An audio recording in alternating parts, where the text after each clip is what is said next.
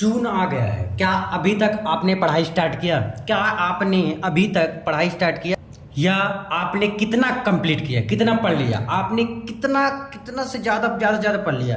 क्या कितने लेसन तक पढ़ लिए? दूसरे लेसन, तीसरे लेसन, कहाँ तक आपने पढ़ पाए? अगर आपको टॉपर बनना है ना, अगर आपको कोई टारगेट है 80 लाने का, 80 85 लाने का, 90 लाने का, 95 लाने का, तो मेरे दोस्त ये सिर्फ 5 चीज़ें आपको फॉलो करना है। लास्ट तक देखते हो तो 5 चीज़ें अगर फॉलो कर ले गए ना तो 100% आपको आपके स्कूल में नहीं, आपके स्टेट में टॉपर, आपके डिस्ट्रिक्ट में टॉपर आप बन सकते हो। सिर्फ आपको 5 चीज़ें फॉलो करना है, कुछ ज़्यादा बड़ा नहीं है। और 5 चीज़ों में से ना अभी 2-3 चीज़ें तो फॉलो करते ही होगे, और अगर नहीं करते हो तो करने लग जाओगे 3 चीज़ें। लेकिन जो मेरा 2 चीज़ है वो लास्ट में बताऊंगा भाई। दोनों वो लास्ट वाला चीज़ है, अगर देखना स्टार्ट कर दिए ना, मैं कहता हूँ गारंटी लेकर कह रहा हूँ कि 100% आप अच्छा नंबर लेकर आओगे।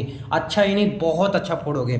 तो टॉपर बनना है, चाहे कुछ भी हो आपका टारगेट, वो उस हिसाब से आप बनाओ। अभी नहीं पढ़े हो तो क्या करोगे उसके लिए भी बताओ। सिर्फ इतने दिन बचा। आप सोचो, एक साल में 365 दिन होता है। 365 दिन में से आपका इतना दिन गंवा दिए, सिर्फ 240 दिन बचे हैं। आपका एग्जाम अब आपके पास है। अब आप सोच सकते हैं गर्मी का महीना है, ऐसे ठंडी आ जाएगा, ठंडी बीत जाएगा, बरसात बीत जाएगा, और आपका ठंडी में ही एग्जाम है। अब सोचो कितना कम मौसम है। गर्मी है, गर्मी आधा कंप्लीट हो, आधा तो हो गया समझो। अभी जून जुलाई मान लेते हैं, अब इसी में बारिश भी होगी। फिर ठंडी जैसे स्टार्ट हुई दिसंबर से, नवंबर दिसंबर से, तो ठंडी में उतना पढ़ने का नहीं मन करता। फिर जनवरी में आ जाएगा, फिर इधर उधर में चला जाएगा फाइल वाइल बनाने में। फिर फरवरी क्या आ जाएगा, आपका एग्जाम आ जाएगा, कहीं रिश्तेदारी में चले जाओगे या शादी चले जाओगे। मेरे दोस्त समय बहुत कम बचा हुआ है। अगर अभी आप जग गए तो जग जाओ, नहीं तो सो गए तो सो जाओ। ठीक है। टॉपर कैसे पढ़ते हैं, स्ट्रेटजी टॉपर का कुछ नहीं। टॉपर ज़्यादा कुछ नहीं पढ़ते, बस जो भी पढ़ते हैं ना वो स्ट्रेटजी लिख के लेकर चला आया हूँ। जितना भी टॉपर पढ़ते हैं, जितना भी टॉप करते हैं ना, उनका स्ट्रेटजी मेरे पास है। पहला काम क्या करो, पहले तो देख लो आपके पास समय कितना है। देखो जून जुलाई, आपको ये भी बताऊंगा साथ साथ में कि आपका जो टाइम टेबल है वो किस प्रकार से होना चाहिए, ये भी बताऊंगा। देखो जून बचा है, जुलाई, अगस्त, सितंबर, अक्टूबर, नवंबर, दिसंबर, जनवरी के बाद फरवरी में आपका एग्जाम है। देखो अब इतने कम समय में आपको क्या क्या बनाना है। नोट्स तो आपका चलेगा ही चलेगा।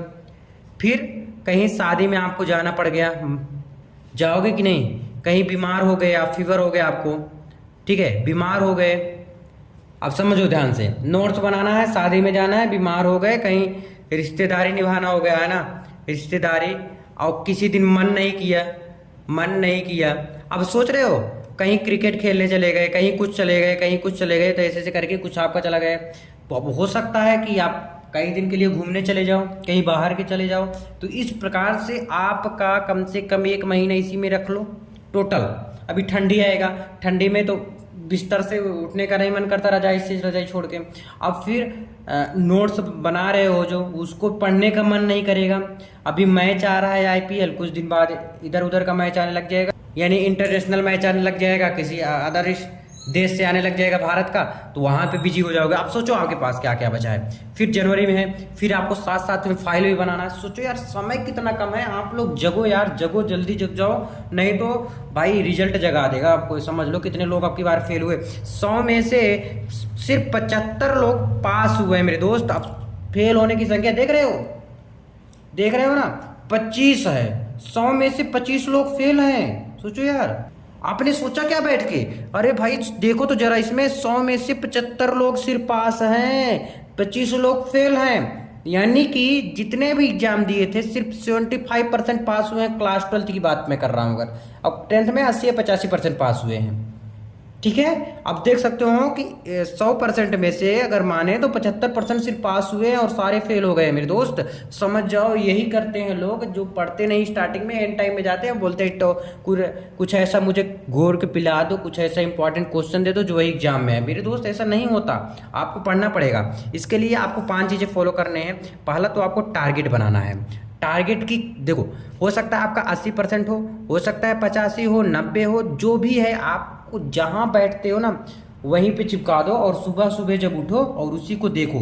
अब उसको जब देखोगे ना तो तुम्हारे अंदर मोटिवेशन आएगा कि हाँ यार आज तो काम बढ़िया किया हूँ, आज काम नहीं अच्छा किया हूँ, तो आपको खुद ही पता चल जाएगा, ठीक है ना, टारगेट के हिसाब से।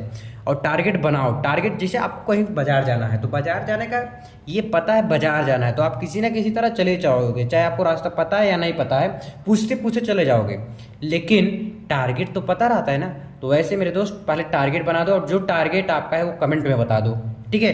टाइम टेबल बनाओ। टाइम टेबल किस प्रकार से होना चाहिए, देखो टाइम टेबल पढ़ने का मैथ्स है, जैसे मैं एक सिंपल लेकर आया हूँ और कोई किसी का टाइम टेबल नहीं बता सकता। सिंपल लेकर ये आया हूँ कि मैथ्स आप पढ़िए 4 बजे से 5:15 तक। मैं बताया हूँ कि इस टाइप से आप पढ़ सकते हैं। देखो कहीं स्कूल से आते हो दिमाग तो वैसे इधर उधर हुआ रहता है शोरगुल से, है ना, तो आके मैथ्स सॉल्व करो, मजा आएगा करने में। ये मेरा अपना खुद का एक्सपीरियंस बोलता है।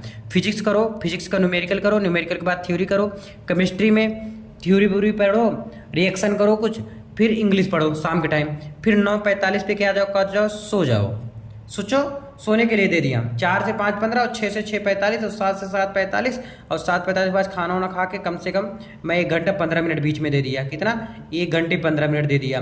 फिर उसके बाद 9 बजे से क्या करो, वही करते हो जो पढ़ लो एक बार और 9:45 तक। 9:45 के बाद पढ़ने के बाद सो जाओ आराम से। 5 बजे मतलब 4:30 से 5 बजे उठो। अभी गर्मी का मौसम है तो 4:30 बजे उठ जाते हो या 5 बजे, जो भी है। गांव में लोग उठ जाते हैं 5 बजे तक, है ना, उजाला हो जाता है। तो 5 बजे उठ के फिर 5:10 या 5:15 से स्टार्ट कर दो हिंदी पढ़ना। हिंदी क्या होता है मेरे दोस्त, थियरी और हिंदी ज़्यादा से ज़्यादा सुबह के टाइम करिए और टालिएगा मत। अगर टाल दोगे कि आज नहीं कल कर दूंगा, कल नहीं तो परसों कर दूंगा, परसों नहीं तो कल उसके बात कर दूंगा, तो मेरे दोस्त टालते रह जाओगे और वह कभी दिन नहीं आएगा जो आज आप खुद करोगे।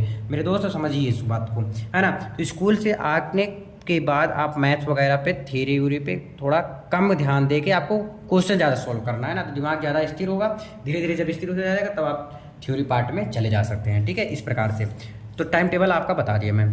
आपको जो भी करना है डेली, भाई मेरे कभी भी अगर बोल दिया आज नहीं करूँगा, कल नहीं करूँगा, तो परसों नहीं करूँगा, तो ये गलत हो जाएगा। आपको डेली करना है, एक भी दिन मिस नहीं करा। अगर एक भी दिन में आप मिस कर दिए तो आप समझ लीजिएगा पीछे का पता नहीं कितना आप जान लो गवा दे रहे हो, भूल जा रहे हो।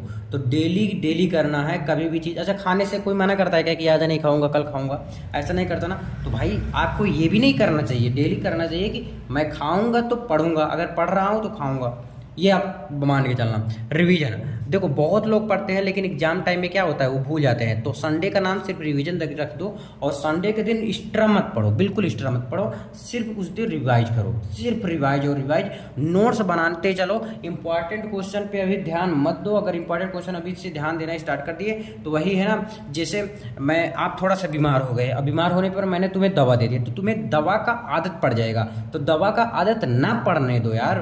तो इसीलिए इंपॉर्टेंट क्वेश्चन मत पढ़ो। इंपॉर्टेंट क्वेश्चन कभी कभी क्या होता है, जैसे दवा आप जैसे सुन लो ध्यान से, दवा आपको मैं खिला रहा हूँ, कुछ दिन फायदा करेगा, कुछ दिन बाद हो सकता है ना फायदा करे, वही दवा नहीं करता मेरे दोस्त, नहीं करता वही दवा। तो वैसे ही इंपॉर्टेंट क्वेश्चन हो सकता है एक आध दो एग्जाम में आ जाए, जैसे आप एग्जाम दे रहे हो, कोई टेस्ट दे रहे हो, आ गया, हो सकता है कभी ना आए। तो इसलिए एग्जाम में भी ऐसे ही होता है, हमेशा इंपॉर्टेंट क्वेश्चन नहीं आता। तो इसलिए नोट्स बनाओ, स्टार्टिंग से पढ़ो और खूब अच्छे से पढ़ो। आई होप समझोगे। तो आज के लिए बस इतना ही, मिलते हैं नेक्स्ट वीडियो में। प्लीज़ कमेंट करके बताना कि आप लोग का टारगेट क्या है। Thank you so much.